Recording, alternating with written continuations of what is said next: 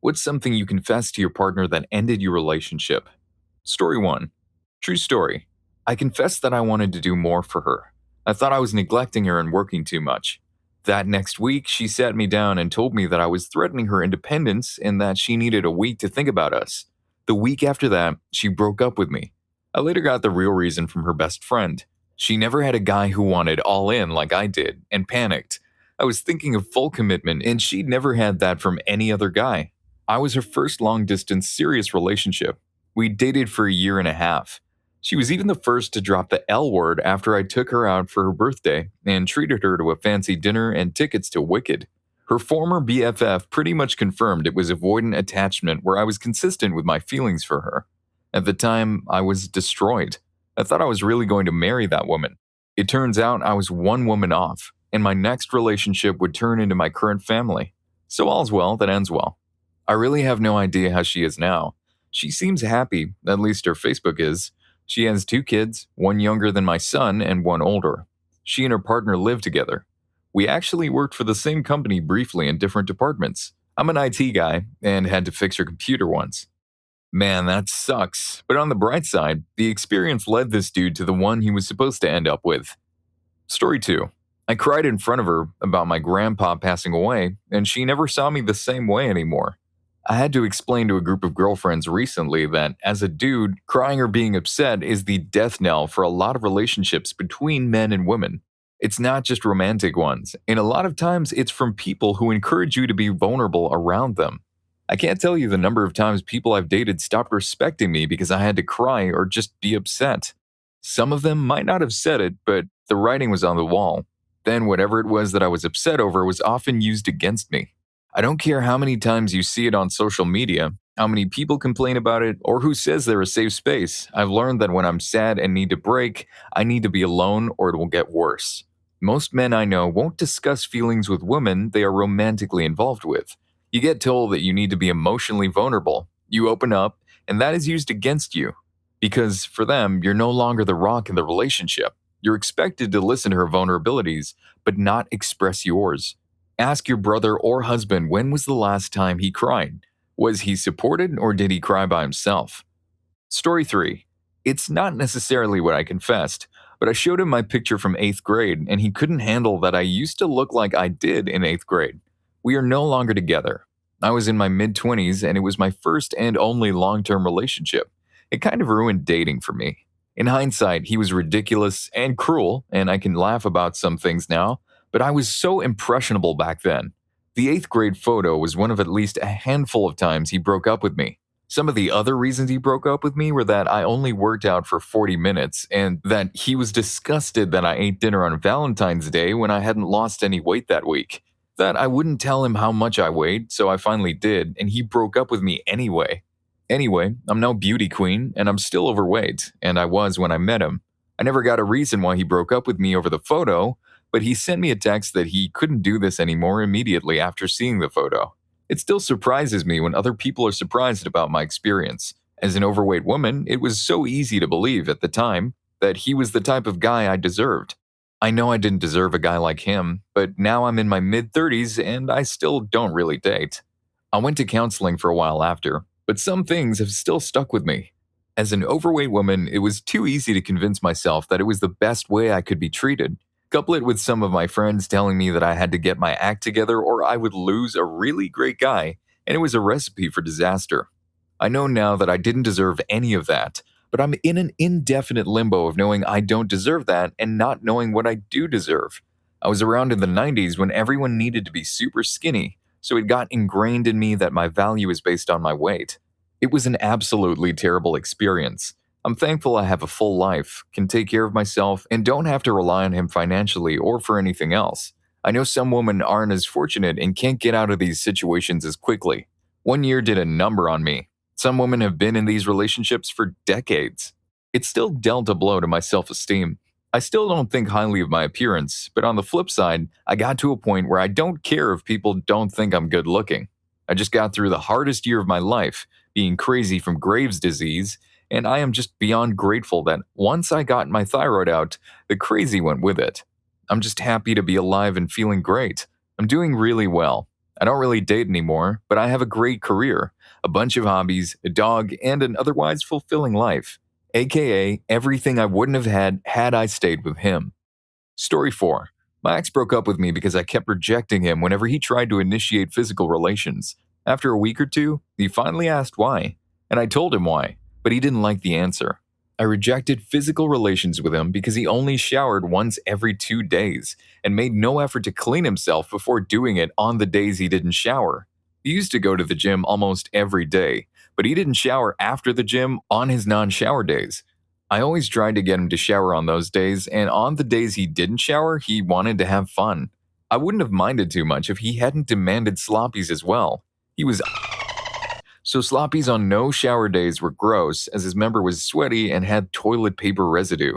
He was the type of person who threw temper tantrums whenever something didn't go his way. I'd been subtly encouraging him to shower for weeks. He just ignored me when I complained, so I just started turning him down. After I came clean, my ex broke up with me. He broke up with me because of his fragile ego. I couldn't be confrontational about the issue, as my ex was a great lover of giving me silent treatment whenever I said something he didn't like. Apparently, I broke his trust by not being honest about the reason why I didn't want to have physical relations with him. He said I should have told him sooner, ignoring the fact that I did. He also said that he couldn't trust my feelings for him because if I were actually attracted to him, I would have jumped at the chance to have fun with him even if he hadn't showered and his thing was sweaty and gross. He wasn't an evil ex, he was kind-hearted, he was just immature, irrational, and had poor hygiene. I didn't break up with him, despite the fact that I'm from a Caribbean culture where we shower twice daily as a minimum, because I thought he might have been experiencing mental issues. I thought those mental health issues may be the cause of not showering and was sympathetic, as I suffer from mental health issues. I was wrong. The lack of showering was pure laziness. Wait, so does that mean having standards and expecting the person you are dating to clean themselves before having fun means you don't care about him? Story 5. I told her that I didn't like the person she became when she hung out with one specific friend. They became mean, petty, rude, and overly critical of everything, while demanding I chauffeur them around. My ex didn't drive, and would get hammered and say the ugliest things. I was shocked to see this total stranger in my partner's body, so I told him I now understood why some people ask their parents not to see certain friends anymore. Apparently, this made me cruel, claiming I was isolating them. Apparently, she was cheating on me with that friend. Then she ended up cheating on that person, burning through multiple roommates, including 2 different former friends and a vague acquaintance. All of them apologized for believing the crazy things she said about me, and owing 2 of them thousands of dollars in damages. I feel like I dodged a massive cannonball. Story 6. I said while crying because he got angry with me at a restaurant, I am sometimes afraid to tell you how I feel because I'm afraid how you'll react. And he said, well, that's pathetic. My partner had a habit of starting a conversation by asking how I felt about something, and then criticizing me for feeling what I felt. It always ended up being a debate about why I felt the way I did. It was never okay for me to feel sad, worried, scared, etc. One time, I started feeling anxious when he'd ask questions and purposely respond vaguely, or just straight up say that I didn't feel comfortable sharing, which would incite anger or more judgment. Eventually, my response became exactly that. A teary, I don't know if I want to share because I'm worried about how you'll react or respond. And his responses were along the lines of, that's stupid, you're ridiculous, don't be an idiot, and seriously? I don't know if it's because I got so used to it, or because I was being distracted by all the other bigger things in the relationship, but for some reason, I didn't even notice that this was another bad thing until reading this comment. It was just normal. Story 7. I believe it was, I love you. She was absolutely right to leave. I was young and selfish and didn't have a firm grasp on boundaries. She was in an emotionally vulnerable place and was dealing with unresolved trauma from some past relationships and her own parents' divorce. I knew all of this. I knew she feared commitment. I knew she wasn't in a place to reciprocate. I said it anyway because I got clingy. She was totally right and justified. It was a crappy thing for me to do. I didn't recognize it at the time, but it was effectively an attempt to push her into being as invested in the relationship as I was. It was unfair. When I told her that I loved her, it was about 2 weeks of canceled date nights. Then she told me we needed to talk. And that was it. I resented her for a while, but in hindsight, she did what was right for her. In her defense, it was the right call. We were young, she had a lot of unresolved trauma to work through, and was not in a place emotionally to reciprocate, and I knew that. I was pretty crappy back then. I didn't understand boundaries, and leaving was the right and healthy response. We're both happily married now, to other people, which I hope is obvious. I wish her nothing but the best in life. Man, who knew dropping the L bomb could blow up a relationship? But all's well that ends well. So, do you like these kinds of threads? If you do, hit that like button. And while you're at it, subscribe to my channel to get first dibs when I upload videos on threads like these. Story 8. I told her that I didn't believe the Bible was a scientific fact. I didn't realize her family was hardcore fundamentalist Christians who spoke in tongues and believed everything in the Bible was historical and scientific fact. I saw them doing it once. It was gibberish, and they each had an obvious pattern of sounds they'd repeated for years. Just the same pattern of sounds over and over for a couple of minutes. She broke up with me on the spot. We'd only been dating for a couple of weeks, and this was the first time religion had come up somehow. We stayed friendly, but never went out again. 2 years later, she was dating a woman and was abandoned by her family. 3 years later, she was married to that woman and transitioning to become a man. He has been happily married to the woman for about 10 years now, but he hasn't had any contact with his family since then. I wish I could say we remained friends. His name changed, he left our state 7 to 8 years ago, and I lost contact. When I asked his brother if he had updated contact information for him, he played dumb and said, "Who are you talking about? They've literally erased him from their lives." I only know he's still married because a cousin of his was willing to give me at least a little bit of information and nothing more. I hope to reconnect one day, if only to let him know that not everyone from his past hates him. Story 9. I had a partner who kept pushing and pushing and pushing me to tell him about my past. I insisted that I didn't want to, because every time I would open up to somebody, they just wouldn't take it well. He just kept pushing and insisting that he would never do something like that. So I told him about my history of being violated at a young age and how I've been struggling with depression and thoughts of ending myself for the last 6 years. He hit me with, "Why on earth would you ever tell me that?" I didn't want to know that. I'm in a happy place now. When I met my now fiancé, our wedding is next weekend, we sat down and had a really deep and serious conversation about all of this. Opening up to him came easy, and he cried while hearing my story and told me that this would never change his opinion of me, and if anything, it made him appreciate me all the more. Looking back, he told me that that was the moment he knew he had fallen in love with me. It all worked out in the end. I'm happy for my horrible experiences too, because they made me appreciate my fiancé all the more. Story 10. I broke down crying during a more realistic war movie. She told me to suck it up. After she confronted me for drinking too much, I finally sought a Veterans Affairs disability. I was diagnosed with depression, PTSD, and anxiety among other things. Bills started pouring in, and I told her we couldn't afford certain luxury things because I was the sole breadwinner. I said I felt like I was drowning, and my head was slowly slipping under the surface. She told me to figure it out, so I did. We divorced, and I'm much happier and no longer on the train of be a man and tighten your bootstraps. I got help and know that it's okay to do so. Massive respect for this dude. It takes a real man to figure out our own weaknesses and admit we need help. Story 11. I told her that I lost my V card to one of my classmates when I was young. She thought I was disgusting for having physical relations with someone of my age at the time. She called me a scumbag and said that I should have done it with a woman of consenting age. I thought she was joking at first, but as the conversation wore on, I realized she was serious and didn't want me sitting near her now.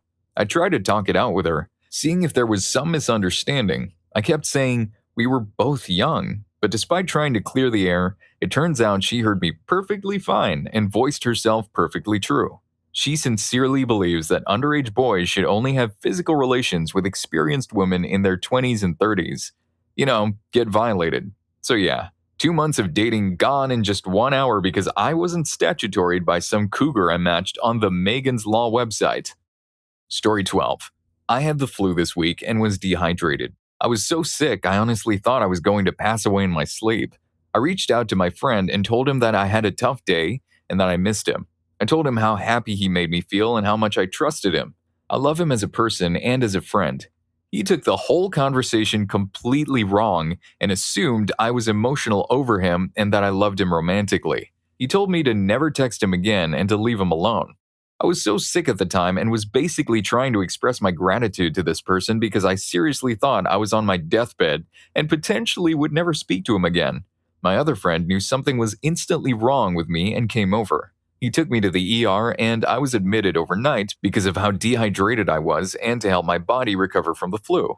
Thankfully, I'm feeling better now and able to hold food down. I guess I thought he was a better friend, but I was completely wrong. Story 13. I told her she was an a-hole when she was drunk and that I barely recognized her anymore because of her drinking. She replied, "Why don't you just hit me?" She was trying to push off my stresses and grievances over her drinking as me being the cruel one, when she was just a terrible, manipulative, narcissistic a-hole when she drank. It ended about 3 days later after I left her at my friend's house after she got absolutely blasted, when we agreed we wouldn't be drinking that night. Oh wow, this dude just dodged a major bullet. Story 14. I confessed that I liked her, but I didn't feel anything towards her. All my I love yous felt empty, and I could not live with the constant lies to her and myself. I have brain damage to the point where I cannot experience any good emotions, be it love, happiness, or whatever else that doesn't come to mind yet. I am not sure if it really is a traumatic brain injury, but it has something to do with a past medical condition that hasn't been resolved. It may be alexithymia or anhedonia. However, none of those really fit what I experience. I fear that I'm not finding the answers to what I'm suffering from. Worst case scenario, I might have something the world hasn't seen before, and therefore, that could also be a reason I haven't found any information. Since I'm not sure about my condition, for anyone who has TBI, I want to apologize if I've offended you. That is not my intent. That is just the best way I can explain it from the information I have. Story 15. I confessed to my former girlfriend of 3 years that I have a history of self-harm and thoughts of ending myself, and I have in the past attempted to end myself several times. I told her that I had been in therapy for many years now and was working on keeping myself alive and happy for as long of a life as I could, and she said she didn't want a project instead of a partner. A couple of days later, she told me she couldn't be with me because of my emotional instability, which was weird because I was the most stable I had been in 5 years. I hadn't attempted anything the whole time I knew her. I just thought she should know my history with it. It broke us apart. But as my therapist always used to say, if something can be broken by the truth, it should be. Story 16. I told her that I had depression. I was crying in front of her. She went through 2 bouts of depression during our relationship, so I thought she could help. She called the cops on me and got me thrown out of the house. The deed to the house was only in her name. We were married for years, so it seemed like it was safe and steady. I just never asked for help before then. She said she never wanted to talk to me again. Then she refused to divorce me, so I divorced her. Life's weird. It turns out she is or was dependent on prescription pills, and I would argue she is a narcissist. I believe her train of thought was that my husband is broken, now I will get rid of him. I am still surprised she didn't file for divorce. She believes people are one-trick ponies, to the extreme. She works in marketing so she can't help someone with depression. We would fight about home repair a lot. She said we had to hire a handyman, and I would just do the repair when she was out of the house. I don't know if that makes sense. It's difficult to explain because she is the only person I've ever met who is like that. So what happened was that when I told her I had depression, she gave me the silent treatment, and after 3 days, she served me with a protection order. Because I had a nice life with everything close by. I lost my job, house, wife, and kids all because of her saying so. I thought I had lost my life, so I attempted to end myself. This was years ago. I have full custody of our kids now after her cruelty and substance use came to light. It has been a tough time to say the least. I'm still in emotional recovery because her actions really showed me she never loved me, which made me doubt if anyone ever would or if I could ever correctly read people after I was blinded by her 1,000 red flags. Story 17. My friend was telling us that she threatened to end herself if her boyfriend broke up with her. I said this was toxic and that I wouldn't end myself if my boyfriend broke up with me. My boyfriend broke up with me the next day because apparently not wanting to end myself meant that my love for him was not true. 7th grade is no joke. I'm a middle school teacher now, and whenever I feel shocked by the behaviors I see, I just think back to this. I hope you enjoyed this video, and if you made it this far, I'm sure you'll also enjoy what are the most common mistakes people make in a relationship. Story 5 is a game changer. See you on that video.